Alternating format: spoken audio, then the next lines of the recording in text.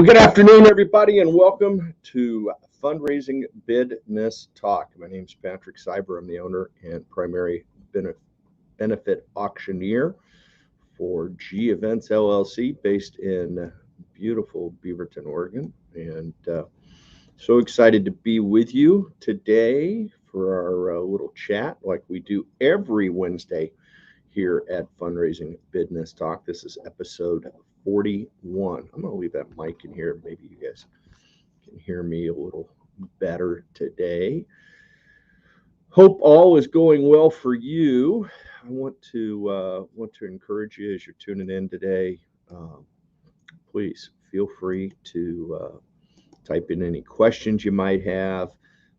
Love to answer your questions from you. The show is about helping others and helping myself, and it's always great to get feedback from our audience.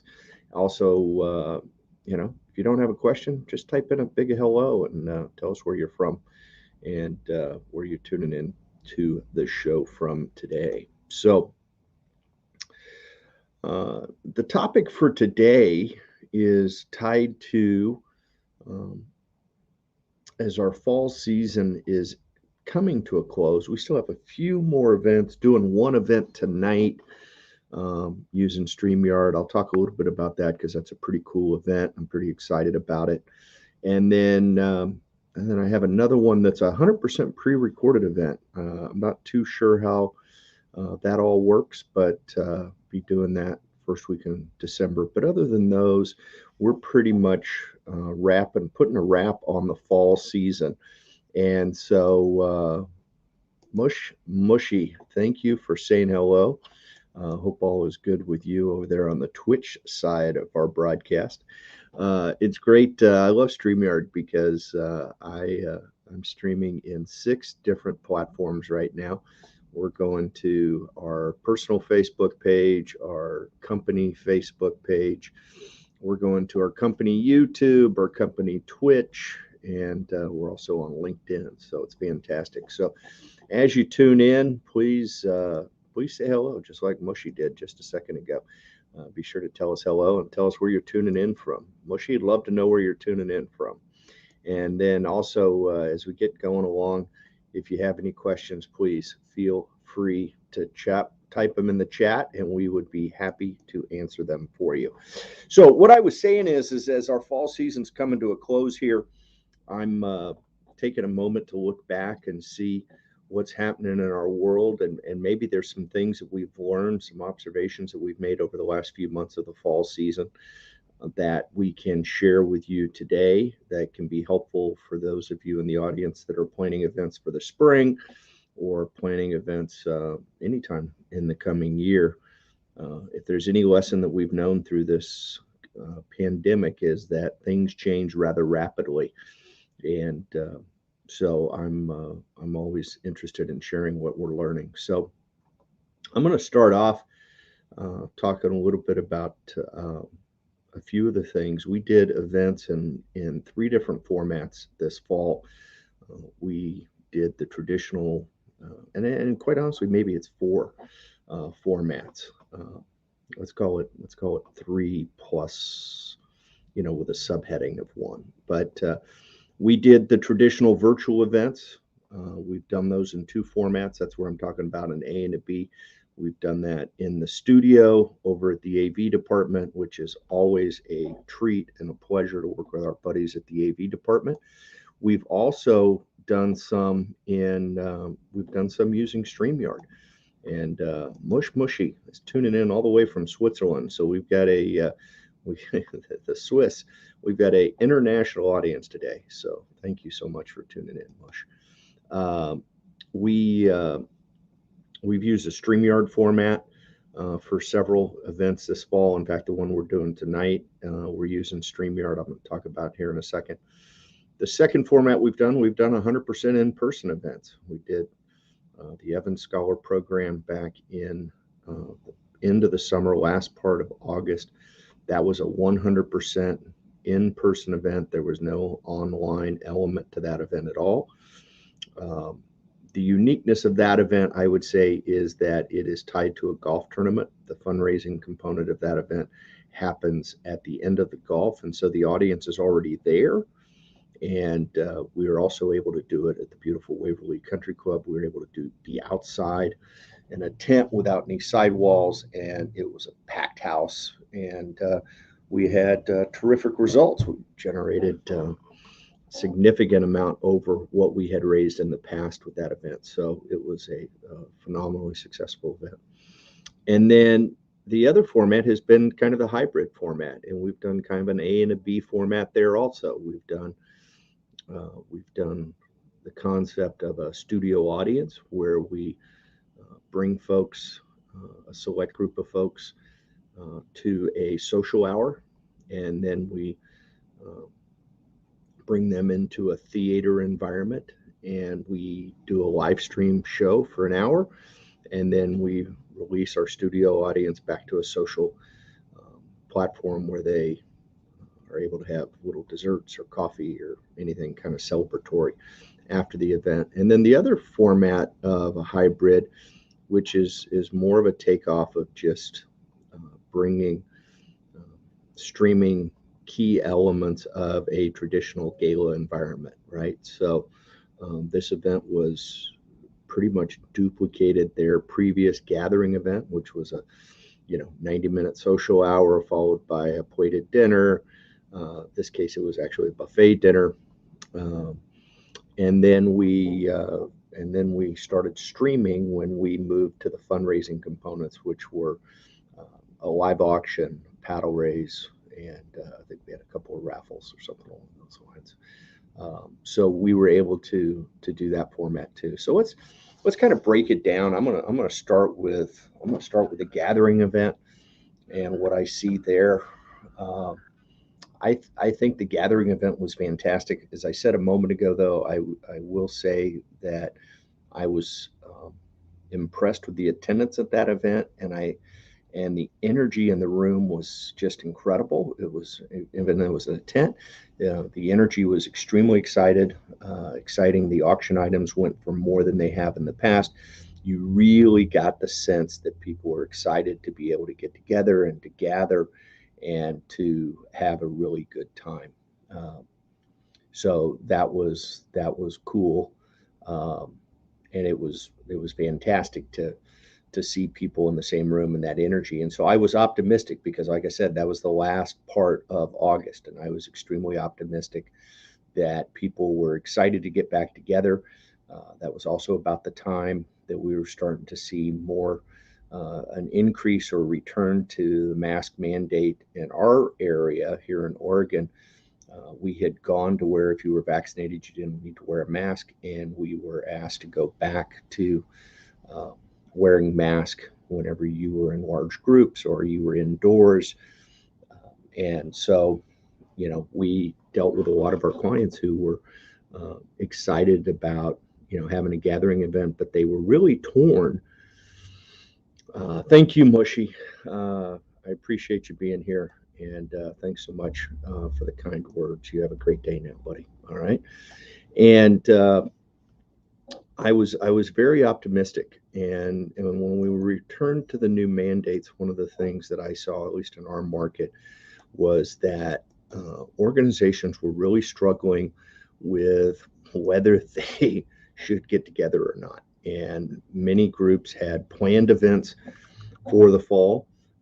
Most had followed the direction or our advice, which was, make sure you have a streaming component, that you have a streaming backup to be able to go virtual for your event. I'm not saying you have to go virtual. I'm saying start with a virtual and add an audience as society allows. And that turned out to be pretty good advice for most of our clients, for all of our clients, quite honestly. Now, we had some groups that within their organization, they were just 100% committed to getting together. And several of them felt like as we got closer, they could not get back together. And a couple of them have rescheduled their events for the spring. In fact, I just did a walkthrough this morning with a group who did virtual a year ago, was really optimistic about getting back together this fall for their normal time frame, and they were not able to do that. The audience, the community that they're within felt like that it wasn't a very good idea to gather people. People didn't want to go to a gathering event and have to wear a mask inside, and they just didn't think it would be that great. They didn't want to go back to virtual, so they moved to the spring. In fact, I just did a walkthrough. They've got a really cool venue, different venue than they used the last time that they did their gathering event. They found another venue a little bit more flexible. It's actually a church of all things, and it's kind of an historic church. And so did a walkthrough today, and I think they're going to have a really fun event. Now, the other group, one of the other groups that we had was hoping to do 100% in person this fall. They have moved their event to the spring, and but we did kind of an in between. We actually added a second event, and that's the event I'm going to do tonight for our friends at McKindu Children's Program. I'm going to be joined by our lovely MC Tay up in Seattle. Tay will join us. We're going to broadcast from right here in my home studio. Tay will be online in her home studio up in Seattle, and we're going to raise a bunch of money. And it's a cool event. This is an event that a year ago, we had done this event for several years. It was a small gathering event, roughly about 100 people at a hotel ballroom down in Eugene, Oregon. And the group supports a children's welfare program in Makindu, Kenya. And we've always had a nice event. And last year they had booked me to do an in-person, and we got closer and they were going to cancel. They were just overwhelmed with the impact of COVID in their business, quite honestly, in Kenya. At the time, it had not reached their part of Kenya, but they had made all sorts of changes to the way they implemented their programs, and it was just overwhelming to think of trying to do their gathering event a year ago, and the government was telling them no. So they called to cancel, and I discussed virtual with them, and we ended up doing their virtual event, and it was a huge success. We raised ridiculously more money than they had raised in the past. But what was also cool was that we had, I mentioned it was roughly about 100 folks, which was probably about 60 bidders that we had in the room with us down in Eugene for this event in the past. And when we moved to virtual, we were able to reach their national audience of supporters, people who had participated in some of their organized safari walks and proper walks and things of this nature. They had clusters of people around the country. We ended up registering folks in 26 different states. And so we were hoping to get back together this year for a hybrid event. Became kind of overwhelming again. Folks were concerned about getting together. They really wanted that gathering environment, but they did not feel it was prudent this fall. And so they were going to move their event out to the spring. And I, shared with them, what if we did, because the funding is a big issue for them. They have incurred an overwhelming amount of expense in modifying their programs and the aid that they provide to these children in Makindu, Kenya. And they need the money. I mean, it's just as simple as that. And so I made the recommendation, what if we had a very value-driven platform that we could do a secondary event where really you're only, you'd already paid deposits for audiovisual and for catering and a venue, and that all moved forward to the spring. But we're able to do this event tonight. It's actually been open for online bidding for a week now, and we'll use StreamYard, and we'll do this very value added platform that is not any additional cost for them, because I'll just do it from my home studio. It's a second auctioneer fee for them, but relative to what we're going to raise tonight, I think it's money well spent. And then we'll follow up with an in-person event next spring, and so that'll be fantastic. So that's something that we learned was that, yeah, we can postpone the gathering, but we can still do a virtual right now. And we have a really fun program tonight. In fact, if you're available, it starts at 5 o'clock here on the West Coast. Um, yeah, 5 o'clock on the West Coast today. And there's our website. It's McKindu 2021 auction. That's at octria.events/McKindu 2021 auction. And that's you can also go to mckindu.org and you'll catch their events. So I'm excited for that one. We're going to live stream it. Like I said, I've got Tay is a board member and has been to McKindu a couple of times, and full of energy, wonderful lady, and we're going to have a lot of fun chatting about the impact of their donors on the children in McKindu tonight. So we're excited about that. And so that's one way to do virtual, and then the other virtuals we've been in the studio over at the AV department, and that's just a turnkey, um, very terrific solution. We were there last week, had another success story with our friends at Sherwood Athletic Boosters. We did their event.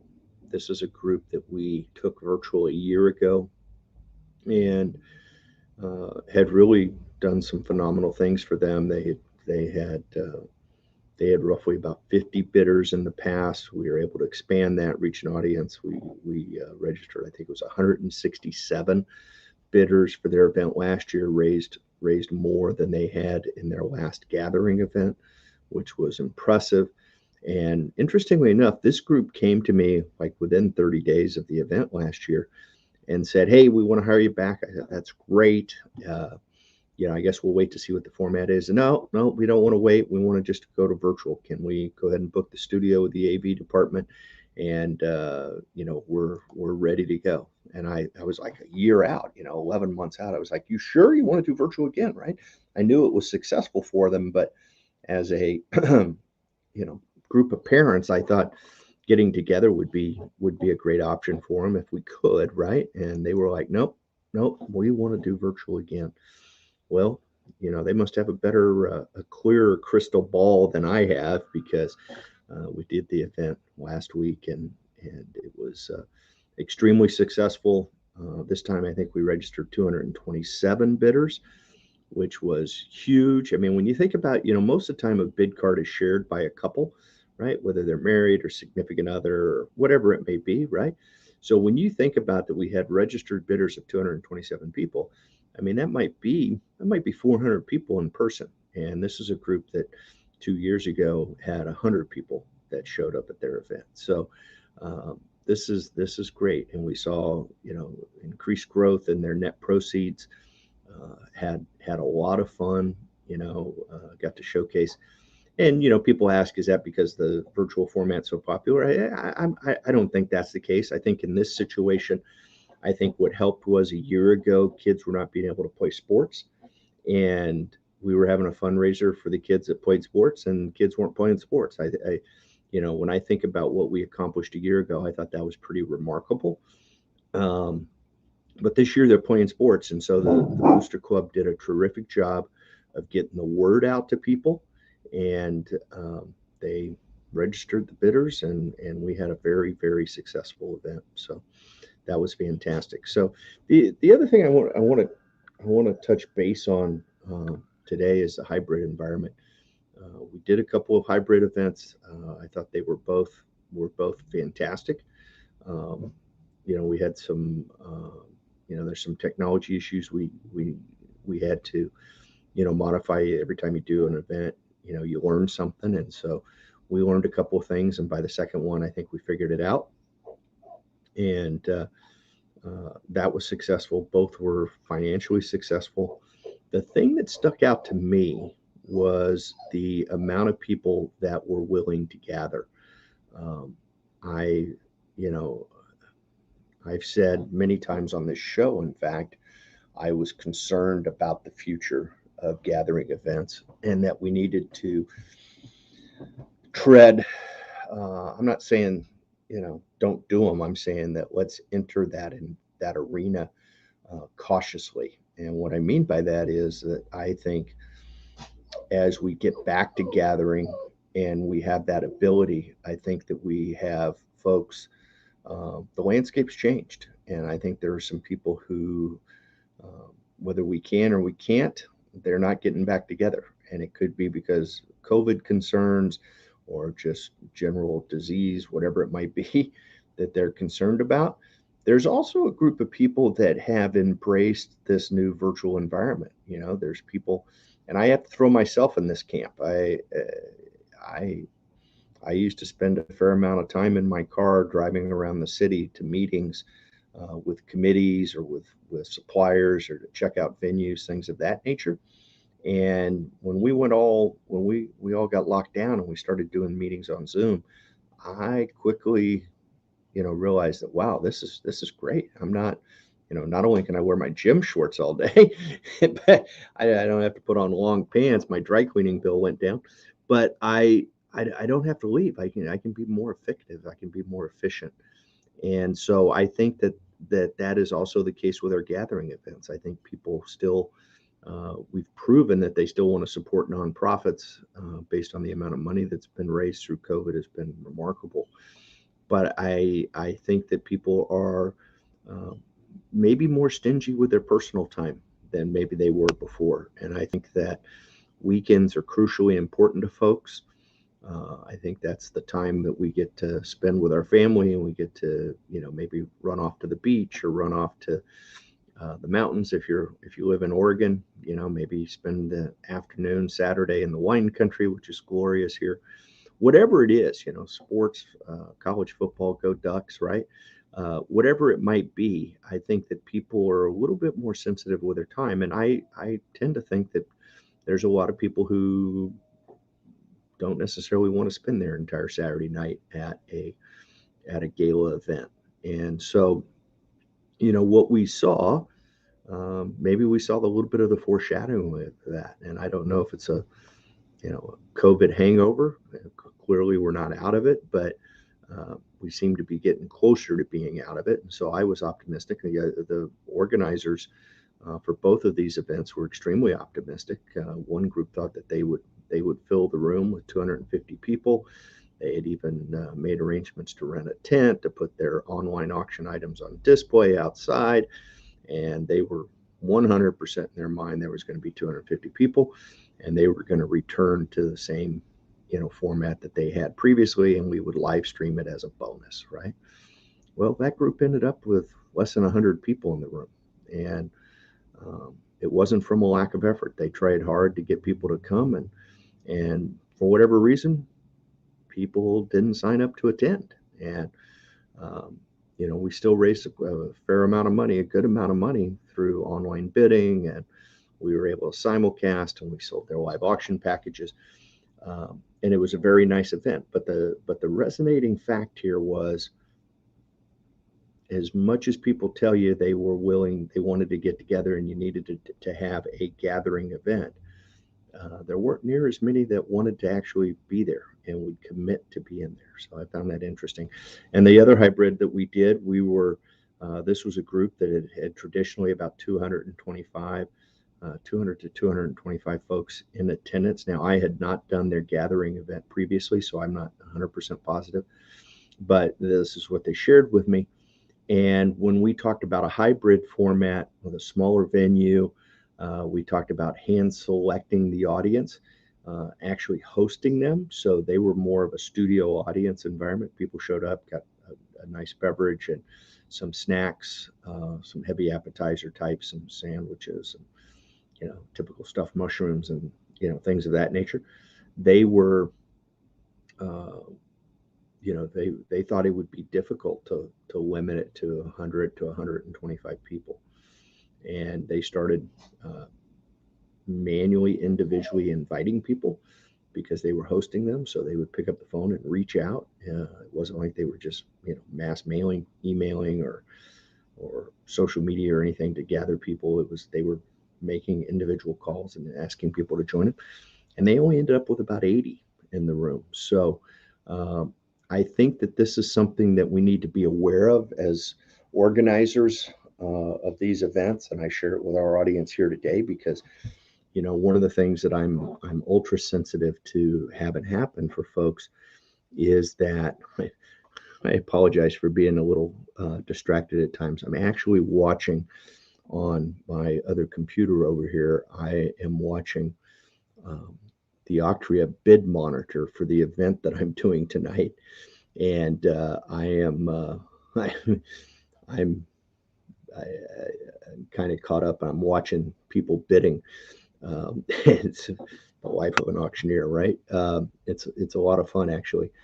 Uh, excuse me, to watch people bidding on the packages we're going to sell live in a little while tonight. So anyhow, uh, my point is that as we move into this new environment, as we start planning for next year and events of the next year, don't my caution would be make sure that you don't assume as much as people tell you they want to come back. I just haven't seen it yet. And maybe this is just in Portland, Oregon area.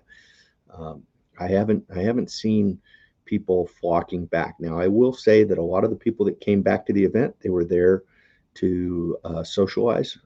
I did not see the groups being, um, how would I say it, overly social. Um, it wasn't like they, let their hair down and, dancing on the tables or anything, but, they clearly enjoyed the camaraderie of the group. Um, I did not, um, I did not see, I just did not see as many people as you would have anticipated. So as you're doing that planning moving forward, maybe you don't need that big a venue that you thought you needed to have. Or maybe you don't need to enter into a catering contract for filet mignon for 400 people. I'm going to encourage you to be cautious and to scale your event as you get closer to your event and you actually get results, right? I think in many, at least in our market, I know for years you needed to book a venue 6 months to a year in advance. If you didn't have a venue, um, 6 months or a year in advance, and you weren't going to find one, right? Today, many venues still aren't booking. Many venues, when they are booking, the contracts are tougher. There's not as many bailout opportunities. Deposits are higher, things of that nature. And so my point would be is that, as you enter into these agreements, make sure that you can scale your event up, right? You don't, maybe instead of committing to filet mignon for 400, maybe you want to commit to heavy appetizers and cocktails for 400, right? And so now you're looking at maybe a quarter or a third of the financial commitment that you were making previously. Because what might happen is you may not have 400 show up, you might only have 200 show up, and now you can serve that 200 filet mignon, right? I mean, there's some math there to do, but my encouragement is keep your event scalable, and um, I think we'll put that on a banner, um, and we'll just call it scalable events. And I'm not even sure that I'm spelling this right, but I'm going to call it scalable. I don't know. Maybe I'm wrong. Somebody watching can correct my spelling, but what I'm saying is make your event scalable. Like the event we did today, we had a walkthrough this morning. They used to have 200 people, um, and I shared with the executive director. I said, just this event is great. If we had 100 people in this venue, it would look fantastic. If we had 200, it would look fantastic also. Um, but as you're making commitments, um, think about your catering commitment, things of that nature, and your date, your deposits, because if for some reason you do have to fall back to that virtual uh, format, and for whatever reason, heaven forbid, I don't mean to be the bearer of bad news or be negative Nelly here, but it just trying to predict out 6 months, I have a tough time predicting 6 hours from now, right? I mean, in this environment with inflation, with oil prices, with the labor markets, I just makes me really sensitive to overcommitting our clients to things, and say, oh yeah, 6 months from now we're at 300 people at the art museum. Absolutely. I'm like, time out. You know, uh, and then just always having that virtual format available to you. Um, if there's, number one rule here is we're going to have an event the day we say we're going to have an event, right? And if that means we have to be virtual, we have to be virtual. But I recognize it's maybe not our first choice in many cases, especially events that were more corporate in nature. Um, if there was a group of organizations where I see the virtual format struggle, and maybe not have the type of results that we have in other organizations, is that group where people used a table captain format, and the people that they brought to their table were maybe tied to that individual in business somehow. Um, those formats where hey, I'm the business owner and I invited 5 of my subcontractors to come and sit at my table when we were gathering. Those groups are probably more challenged to move to the virtual format, because those subcontractors, they kind of get hidden. Those subs, those vendors, they get hidden in the virtual environment, and we just we don't see the donations from them or the participation that we would see if they're sitting next to their number one client or their big client, right? So, but everybody else, gosh, I mean, I heard it today, right? I heard a comment from someone saying, yeah, our group just doesn't want to do virtual anymore. They're tired of Zooms. And I'm like, well, maybe that has, that very well could be the case. And, that's okay. So you're rolling the dice that you're not going to have a fundraising event, right? I mean, um, I'm not saying it's the number one option to be virtual. What I'm saying is it is to me, it's a requirement to be able to go virtual, and know that, for most nonprofits, if we uh, scheduled an event, it's not because we didn't need the revenue. We scheduled it because we need to fundraise. And so um, we need to have an event that day.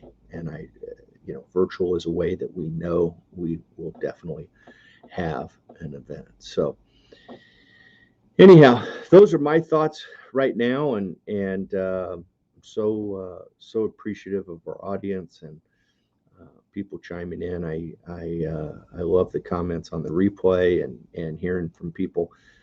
I want to remind you that we do this every Wednesday. This was episode 41, Fundraising BIDness Talk. We're always live right here, noon on the West Coast time. And if you missed an episode, you want to watch another one, there's 40 of them up there on fundraisingbidnesstalk.com. Thanks again for joining us. If you want to join us tonight, we're going to be, if you want to see what an event looks like, virtual event that we're doing, there's one right there tonight. We're doing for the McKindu Children's Program, great organization out of Eugene, actually Brownsville, Oregon, for those in the local area know where Brownsville is. Winnie Barron and her was the founder, and they just do remarkable work. And we're going to showcase some of that tonight and introduce our audience to some of the children who are benefiting from the incredible support that the donors make toward McKindu. So it's going to be a fun night, and it's a great fun format. So I appreciate you tuning in, and I wish you all the best in your fundraising efforts. If we can ever be of any assistance, please don't hesitate. Reach out at geventsllc.com. There's a little scheduling opportunity on there if you want to schedule a free consultation to get together and chat about your event, your vision, how we might be able to assist you in reaching your goals. Just type that in, check it out, see what we're up to. We'd love to entertain talking to you about your event. Once again, thanks for tuning in. Wish you all the best. Remember, it's not where you start the bidding, it's where you finish. Bid high and bid often. Have a great day, folks.